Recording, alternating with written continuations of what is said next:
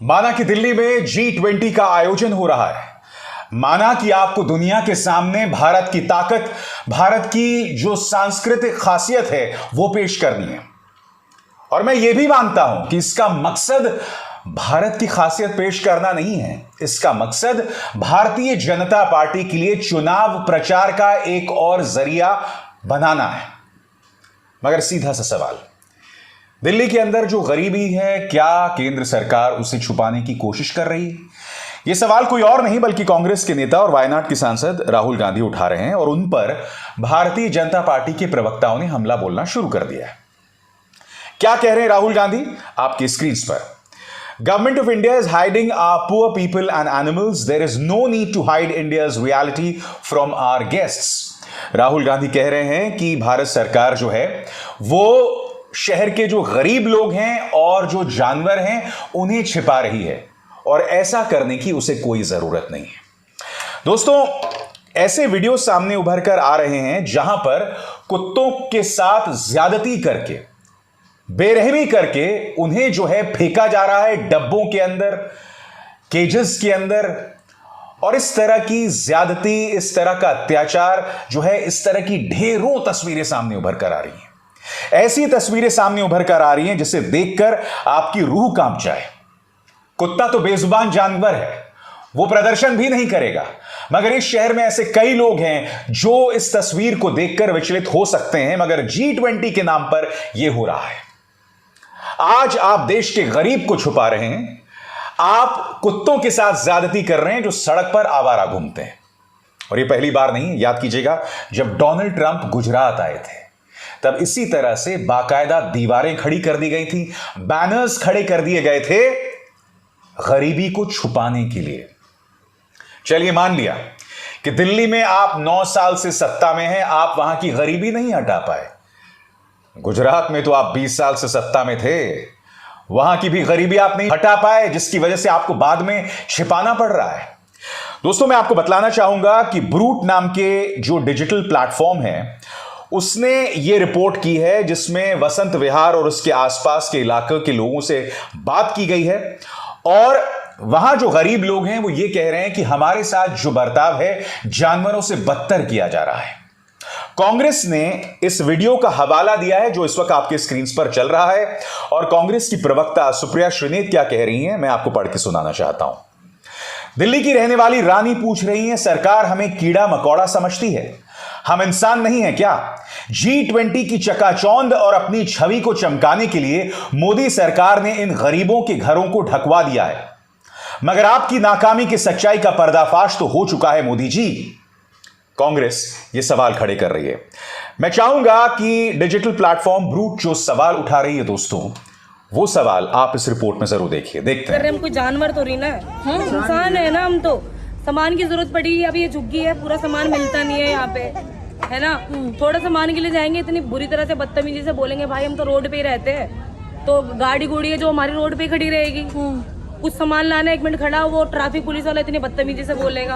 हम इंसान नहीं है क्या? अब जॉब के लिए तो ये है कि देखो जा रहे हैं और नहीं जो है तो बैठेंगे, थोड़ा जॉब के लिए नहीं जा पा रहे। तो जाहिर सी बात है दोस्तों, गरीबों को हटाया जा रहा है, कुत्तों के साथ ज्यादती है। कुछ देर बाद मैं आपको बतलाऊंगा कि जिन विदेशी मेहमानों का स्वागत किया जा रहा है उनके स्वागत में किस तरह का बॉलीवुड का नृत्य पेश किया जा रहा है। मुझे कोई आपत्ति नहीं है, मगर इस पूरे मामले में भक्तों की क्या राय है, अंध भक्तों की क्या राय है, मैं जानना चाहूंगा। बहरहाल राहुल गांधी ने गरीबी पर सवाल उठाया कि आप अपने गरीबों को क्यों छुपा रहे हैं, तो भाजपा के विवादास्पद प्रवक्ता जो अक्सर अनर्गल बातें करते हुए पकड़े जाते हैं, मिस्टर पलटू राम गौरव भाटिया क्या कह रहे हैं आपकी स्क्रीन पर। विश्व में चर्चा भारत के जलवे की भी है और तुम्हारी गद्दारी की भी। यानी कि ले दे के वही टूल किट, राहुल गांधी जब भी सवाल करे उसे गद्दारी बताना, उसके बारे में अनाप शनाप बकना, यह इनका टूल किट बन गया है। दोस्तों, मैं फिर आपसे सवाल पूछना चाहता हूं कि गरीब तो हमारे देश के हैं ना, तो चाहे वो अहमदाबाद के रहने वाले हों या दिल्ली के रहने वाले हों, आखिर उन्हें क्यों छिपाया जा रहा है? तो ज्यादती कुत्तों पर है, ज्यादती गरीबों पर है और ऐसा लग रहा है कि दोनों में कोई फर्क नहीं है दोस्तों। मगर आज मैं आपके सामने एक और चीज पेश करना चाहता हूं, और वो पेश करने से पहले मैं आपके सामने कुछ नृत्य की विधाएं पेश करना चाहता हूं दोस्तों। यानी कि भारत के अंदर किस तरह के नृत्य, किस तरह के नाच का जन्म हुआ, इजाद हुआ। वो कौन कौन से नृत्य हैं दोस्तों?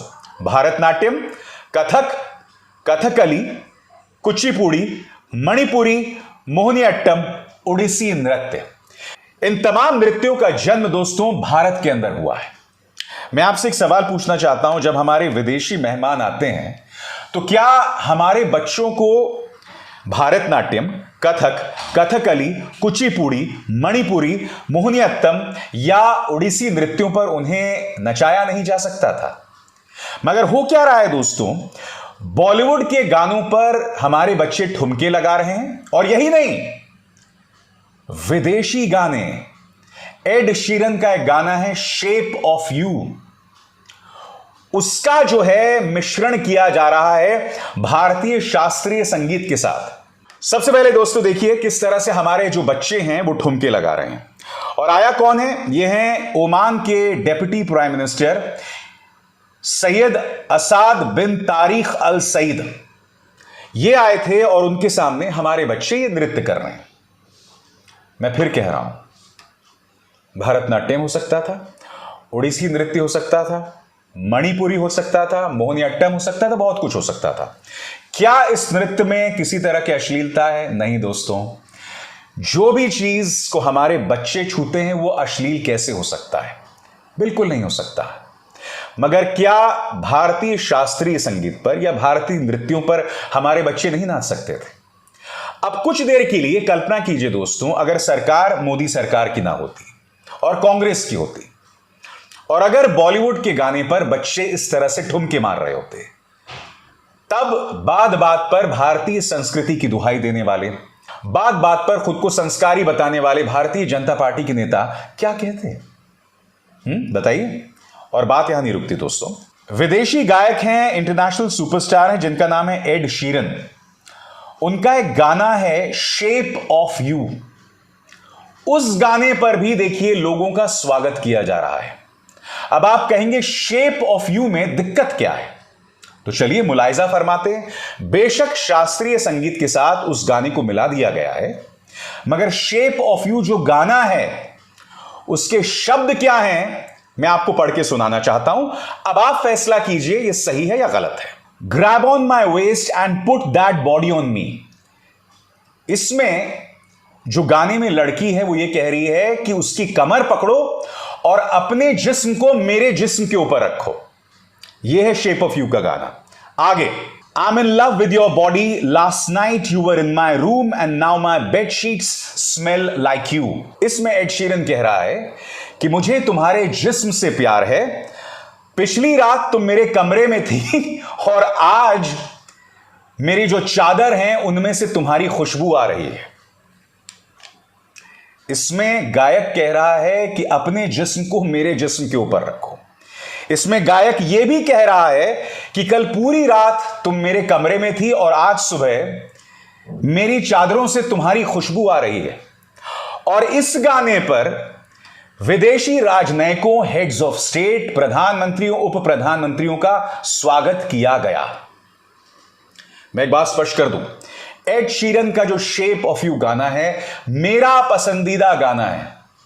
मैं फिर कह दूं, अगर भारत सरकार को लगता है कि इस गाने पर उनका स्वागत किया जाना चाहिए तो मेरे अंदर जो फिल्मी अभिसार है ना, या वो अभिसार जिसे संगीत से बेतहाशा मोहब्बत है, मुझे कोई प्रॉब्लम नहीं है। मगर गाना जब मनोरंजन के लिए होता है वो एक अलग चीज होती है, और दूसरी तरफ जब देश की संस्कृति को पेश करना है, जब देश की सभ्यता को पेश करना है तो वो अलग होती है। अब मैं आपसे एक सवाल पूछना चाहता हूं, क्योंकि आप में से कई लोगों ने एड शीरन के इस गाने को नहीं सुना है, मगर दो हिंदी के गाने हैं।